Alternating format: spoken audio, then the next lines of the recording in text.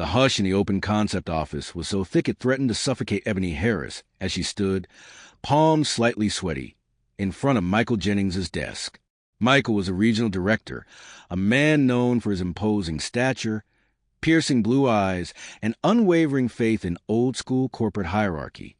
He was also Ebony's immediate boss, the one person standing between her and the promotion she had worked tirelessly to earn.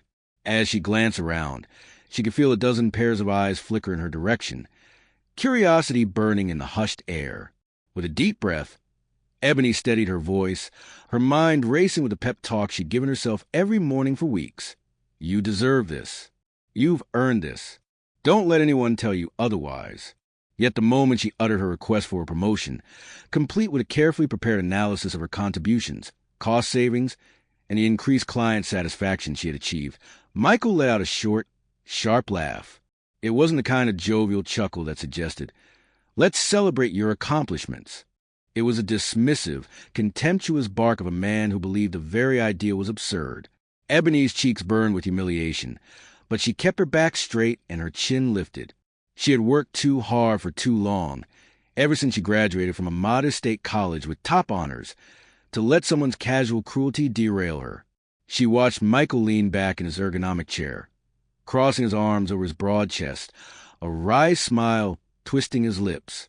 "You're serious?" he finally asked, as though the notion of promoting a relatively new team member and a black woman, Ebony's mind rephrased sharply, was the most outlandish thing he'd heard all week. She wanted to scream that she was more than serious, that she had busted her back in numbers crunching, project management, and forging high-value client relationships that often overshadowed even some senior executives' achievements. But Ebony knew better than to let raw emotion stain this moment. "Yes," she replied, calmly handing him a well-organized folder.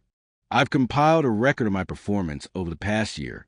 You'll see I've exceeded all quarterly targets, taken on tasks beyond my job description, and led 2 successful projects under budget and ahead of schedule.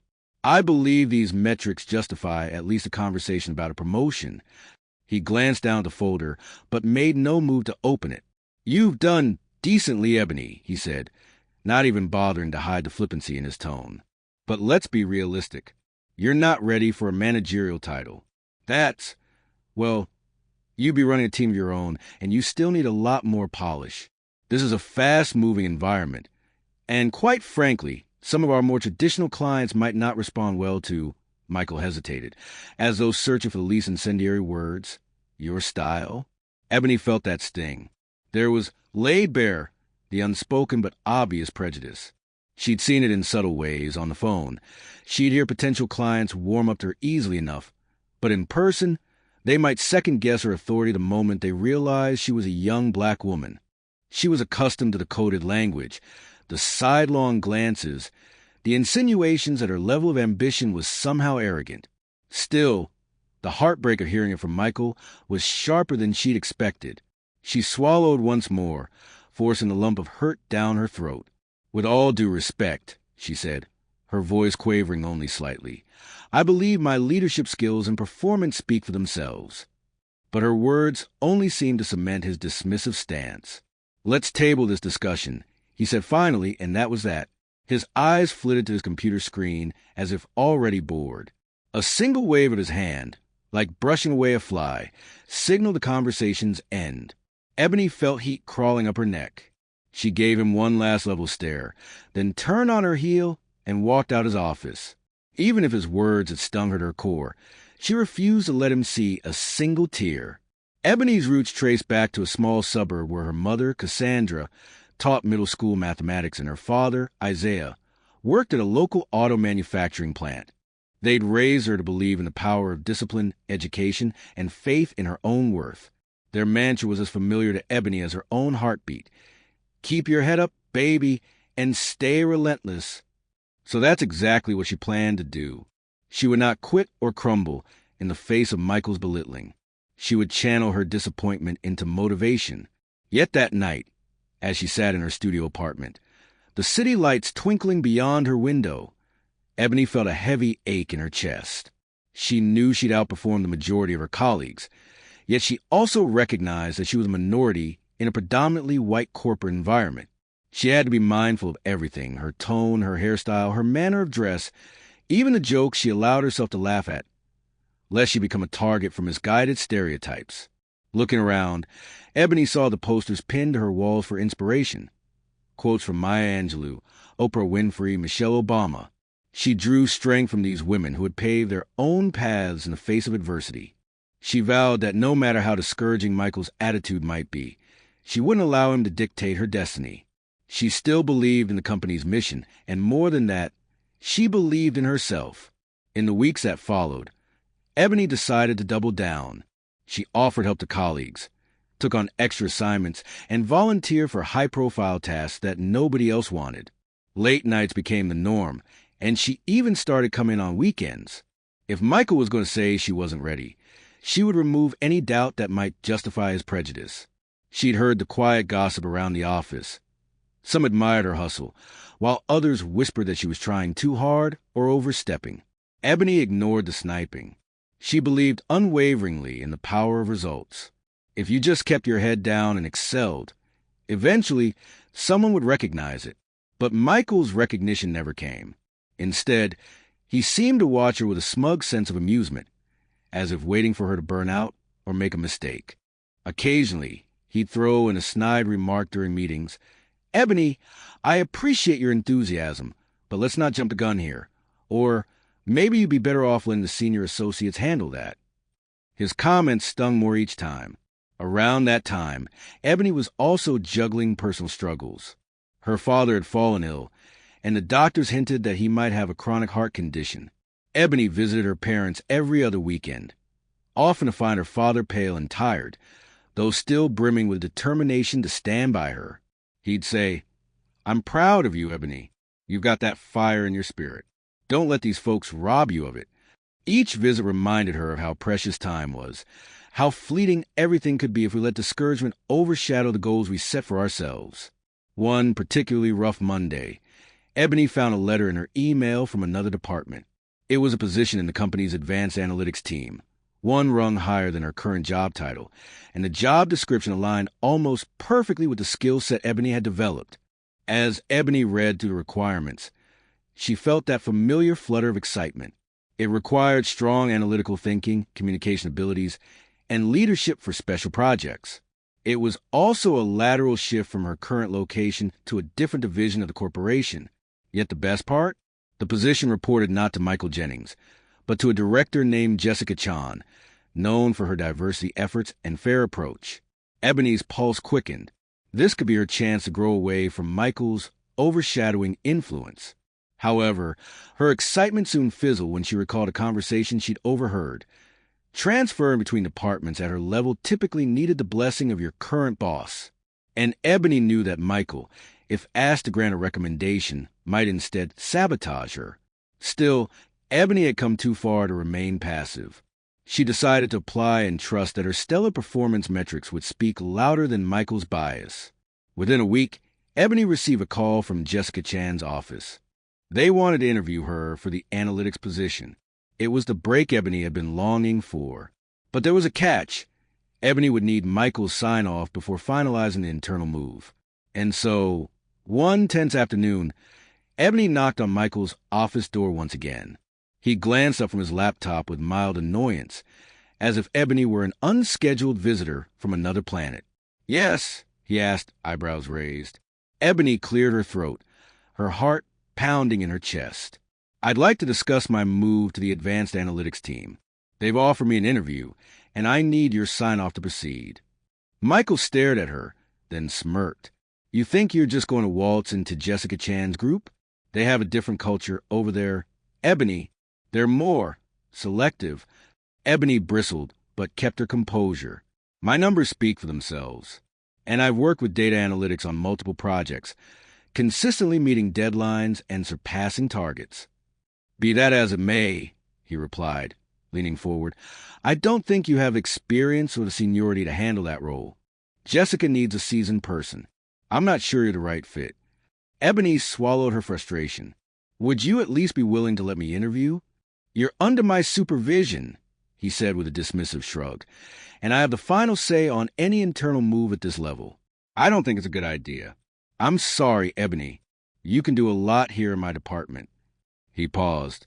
Let's say in another year or two, if you prove yourself further, we can talk. Ebony left his office furious, feeling the sting of injustice. She felt trapped under Michael's thumb, his prejudice spinning a cage around her ambitions. She met Jessica Chan once in passing, a swift handshake near the coffee machine. Jessica seemed friendly, but Ebony doubted the woman would circumvent company protocol just to hire her.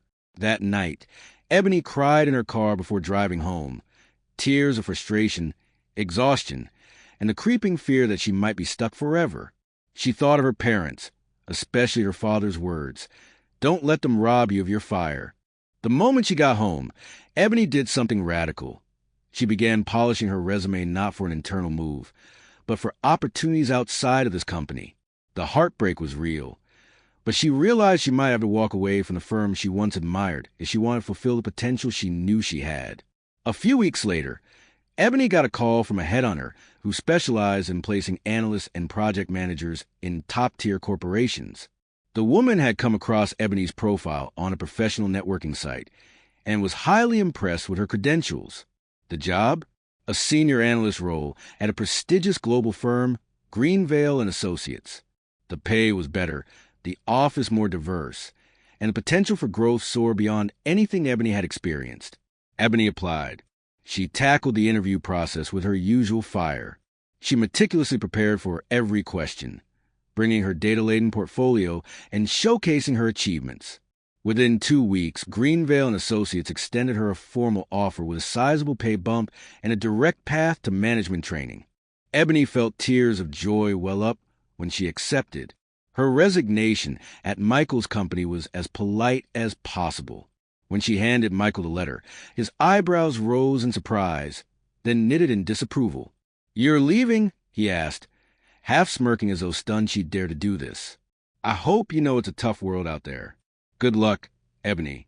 Don't be surprised if you come back here wanting your old job." She replied calmly, "Thank you for everything, Michael. I've learned a lot." And with that, Ebony walked away, leaving his remark echoing behind her. "Don't be surprised if you come back." There was no turning back now. She felt a wave of relief, as though an invisible chain around her spirit had finally snapped. Ebony's first months at Greenvale and Associates were a revelation. The new environment cherished accountability, collaboration, and genuine inclusion. She was assigned a mentor, a black female executive named Helena Edwards, who was widely respected in the industry for her visionary leadership. Helena treated Ebony like a protege, offering guidance not just in analytics and project management, but also in navigating the complexities of corporate politics.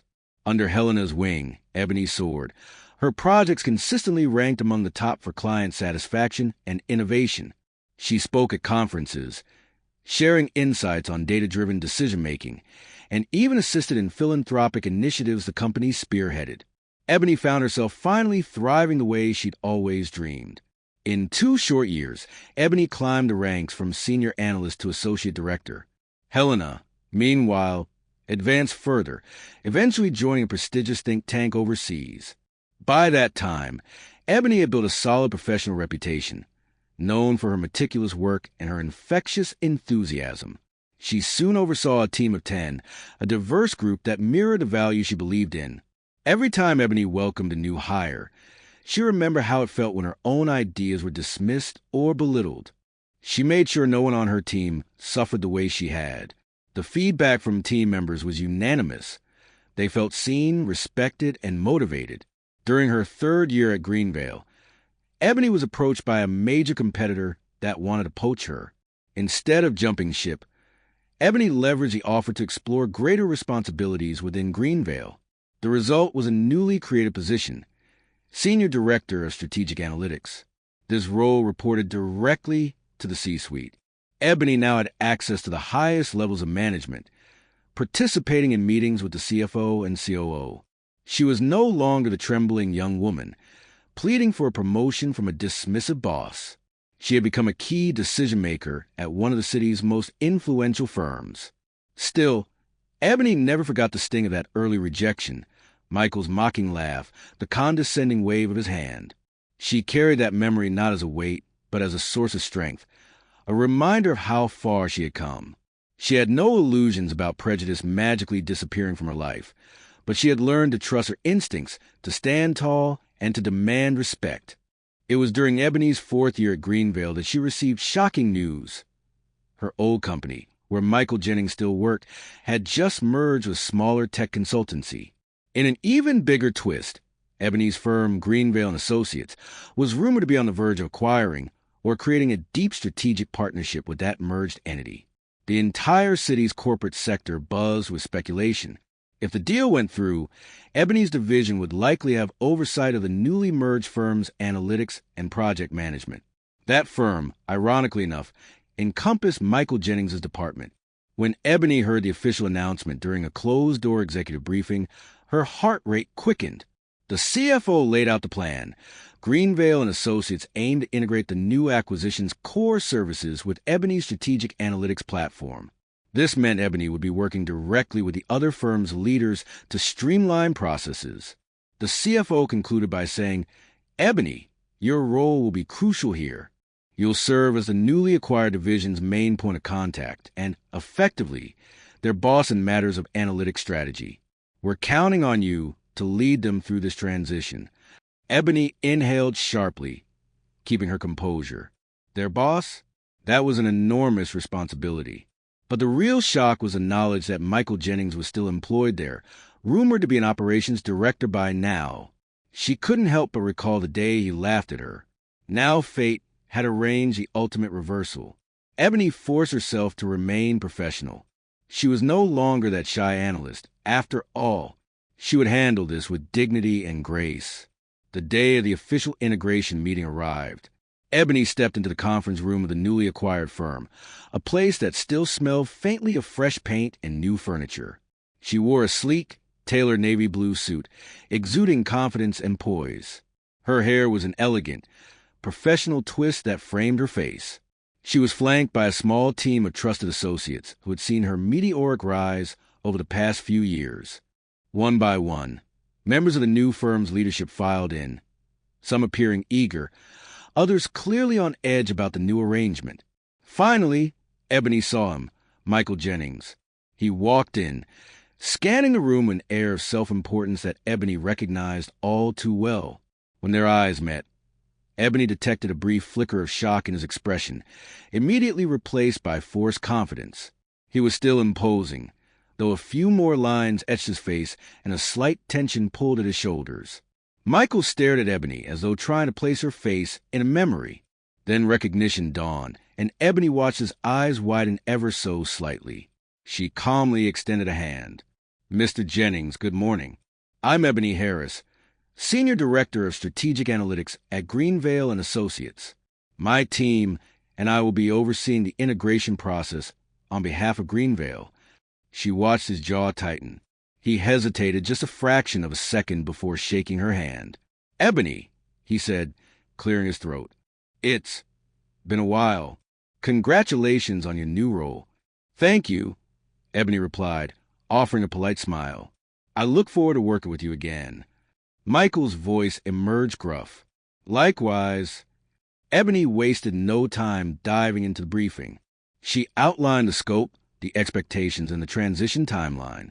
Her voice was clear, every statement backed by data and strategic insight. Over the course of the hour, Ebony's calm authority set the tone for the new relationship between the organizations. She watched Michael shift in his chair several times, his demeanor growing more uncomfortable as it became obvious that she was not just a figurehead. She was the leader here. After the meeting ended, Ebony lingered near the door, fielding questions from some of the staff. Michael hovered in the background, finally approaching once the others had dispersed. "Can we talk privately for a moment?" he asked, eyes darting around. Ebony nodded and led him to a quiet corner. He fumbled with his words at first. "It's quite impressive where you've ended up. I remember you were always ambitious." Ebony sensed the subtext. "I never believed you could make it this far." She decided to keep things cordial. "I appreciate that, Michael." He cleared his throat again, his voice tinged with an odd humility Ebony had never heard from him before. "Well, I I know we had our differences back then. I hope we can move past that and work well together." He offered a strained smile. She regarded him steadily. "That's exactly what I intend to do." Michael nodded, relief washing over his face. For a moment, Ebony felt a pang of sympathy. She remembered how she once wanted nothing more than his acknowledgement, yet life had come full circle. The best she could do for both of them was to remain professional and unflappable. Over the next few weeks, Ebony dug deeper into the integration. She spent hours analyzing the newly acquired firm's data workflows, budgeting, and operational systems. Meetings were held almost daily with the staff. Slowly but surely, Ebony's thoroughness won over many skeptical employees, who came to see her not as a threat, but as a brilliant strategist who could help them grow under Greenvale's umbrella. Michael attended these sessions, looking progressively more uneasy. He'd try to offer input or override Ebony's decisions, but Ebony calmly reminded him that the final call lay with Greenvale's board, which had authorized or direct the integration. She never flaunted her power. She simply executed her responsibilities with clarity and respect. Still, a tension grew between them that only Ebony seemed willing to diffuse. One late evening, Michael knocked on Ebony's temporary office door. She glanced up from a spreadsheet that had kept her engrossed for the past hour. "Yes, Michael?" He stepped in, shoulders sagging. "I was hoping to talk about the new analytics platform you want to implement. My team has some concerns." Ebony gestured for him to sit. "Of course. I'd love to hear them." Michael settled into a chair, looking uncharacteristically uncertain. He started to talk about the timeline, potential training issues, the budget. Ebony took notes, acknowledging his points. She promised him that training programs would be robust, that staff would be given the necessary resources to adapt. Throughout the conversation, Michael seemed uneasy, like a man grappling with regret. At last, when the work-related talk was done, Michael lingered. "Ebony," he said quietly, I feel I owe you an apology. Back when you were on my team, I guess I didn't see your potential. Or maybe I saw it, but I was threatened by it. I want you to know I respect the work you've done here." Ebony looked at him, feeling a complex swirl of emotions.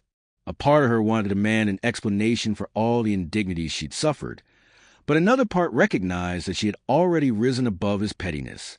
She didn't need an apology to validate her worth. Still, she couldn't deny a certain satisfaction. She had once dreamed of this moment, Michael acknowledging her capability, maybe even regretting how he treated her. "You underestimated me," Ebony said simply, refusing to let him off too easily. "It hurt at the time, but it motivated me to prove myself elsewhere." He nodded, shame flickering across his face. My mindset was limited, and I'm sorry, genuinely." Ebony inhaled, then gave a slow exhale. "I accept your apology." Her voice was steady. No tears, no anger, just the calm certainty of someone who has moved on. Word of Ebony's leadership spread throughout both organizations.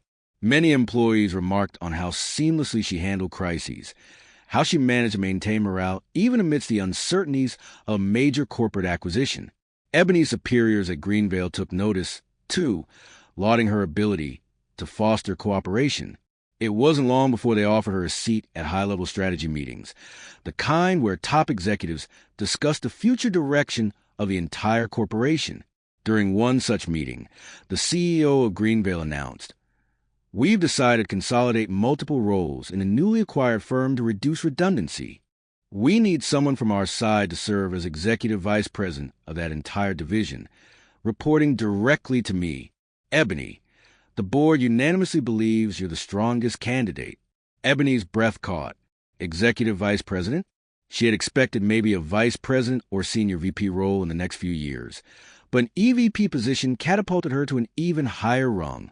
She realized this would place her not just over analytics, but effectively over every department under the newly acquired umbrella, including operations where Michael Jennings worked.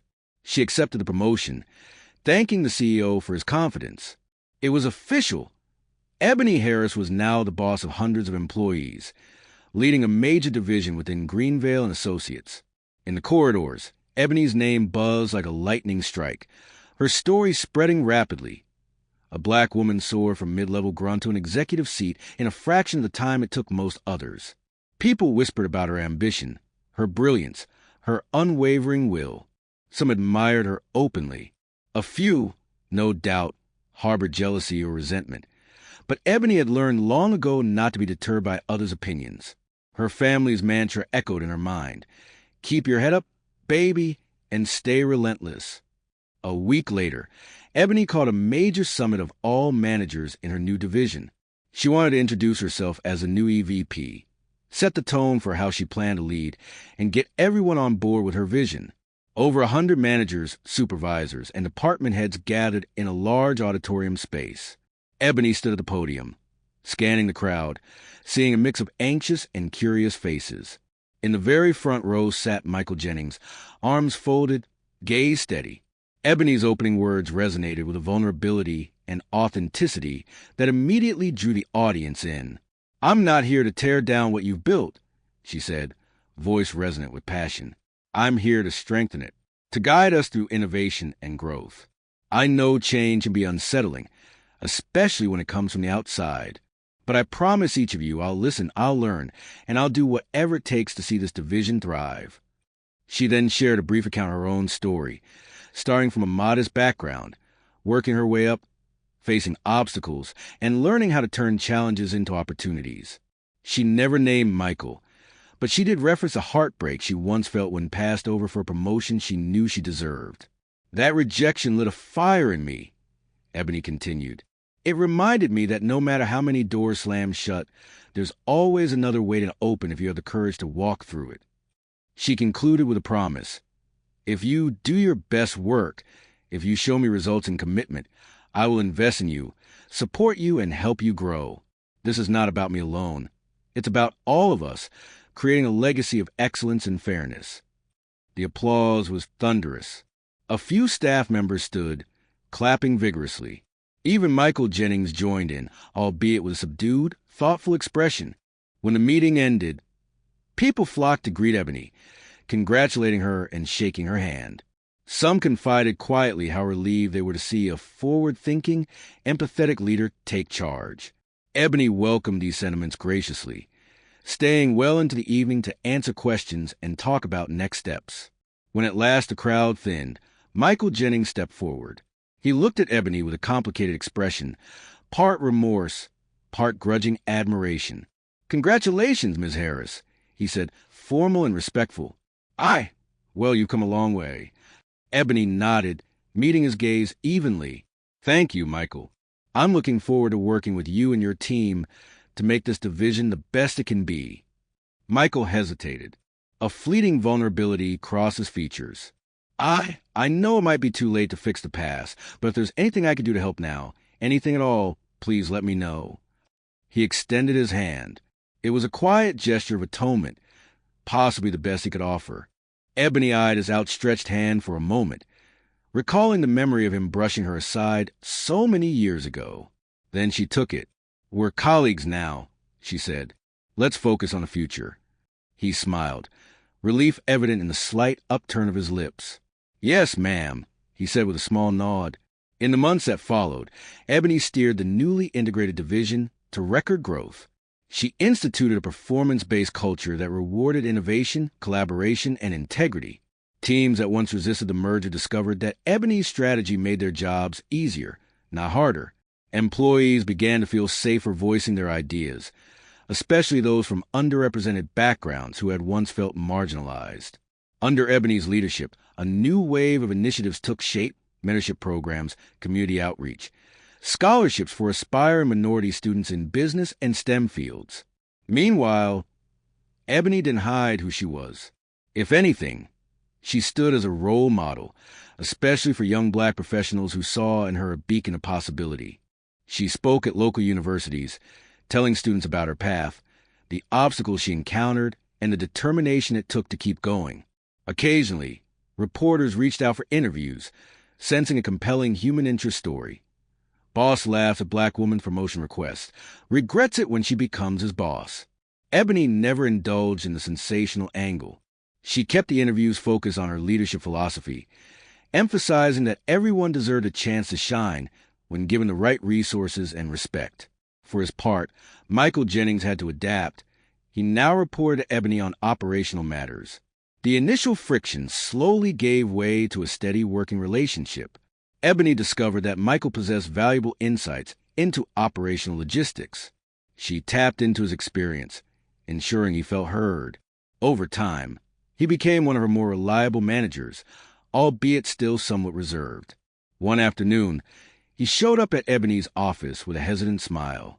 "I wanted to let you know," he began, "that the last training module your team set up was incredibly successful. My people are adjusting to the new analytics suite faster than expected." Ebony thanked him for the feedback.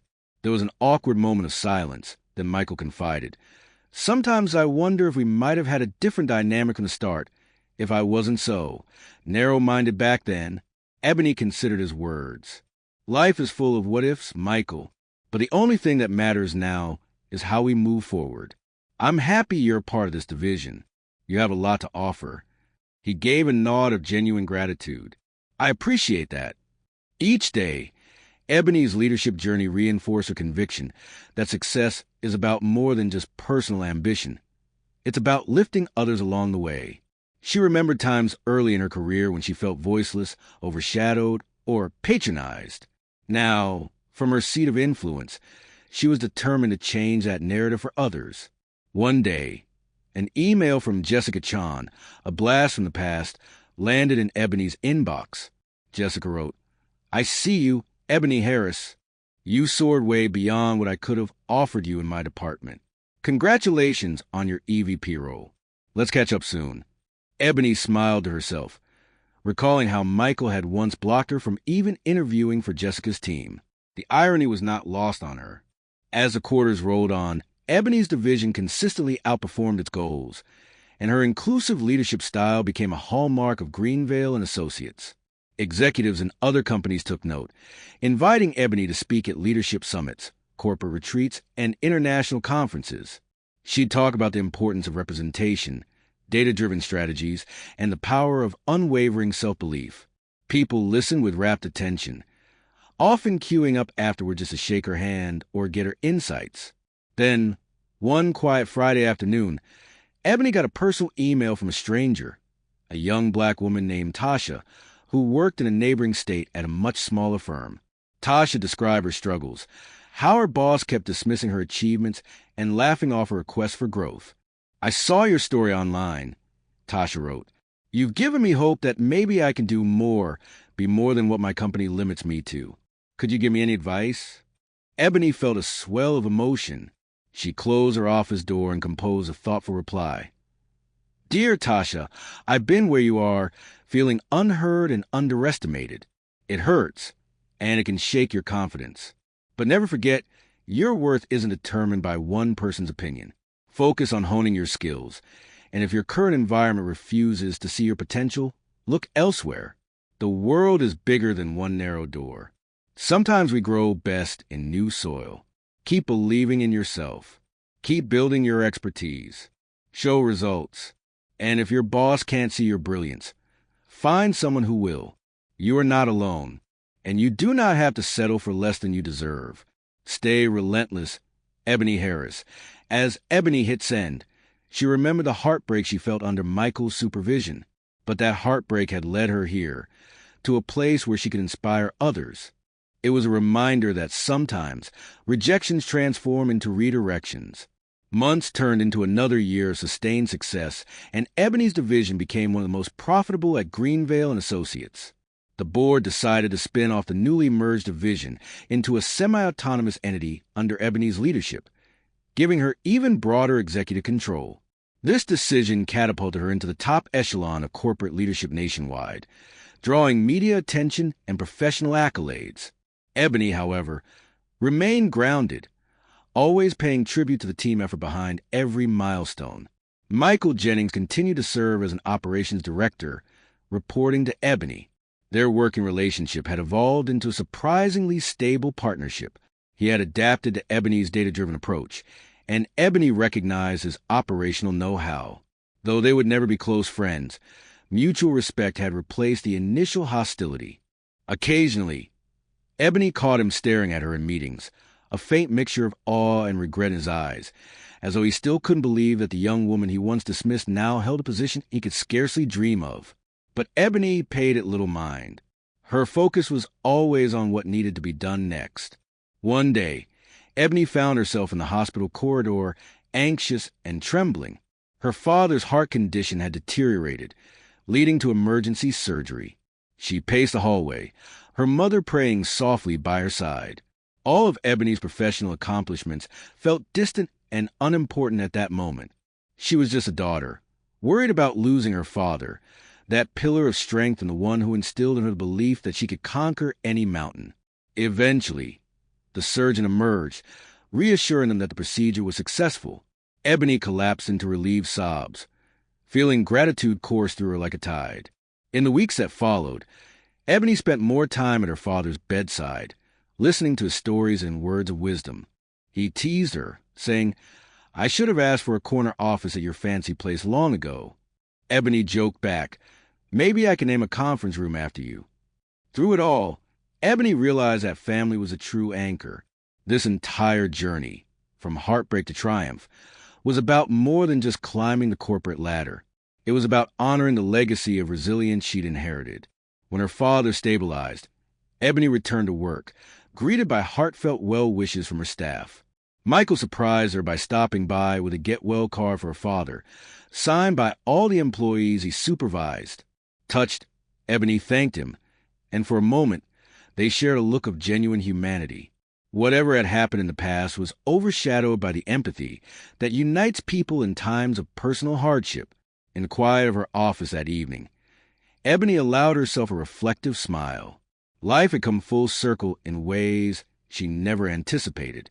She had once stood in front of Michael Jennings's desk, humbly pleading for a promotion. He had laughed.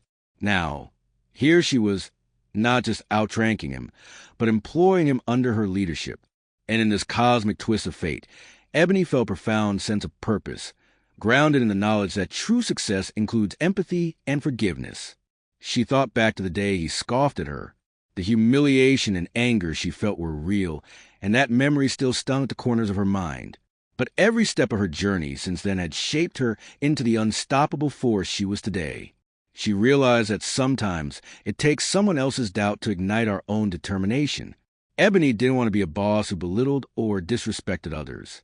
She wanted to be the kind of leader who uplifted her people, who recognized potential, and who extended a helping hand, especially when everyone else turned their backs. That, she decided, would be her legacy. As the years continued, Ebony's division soared.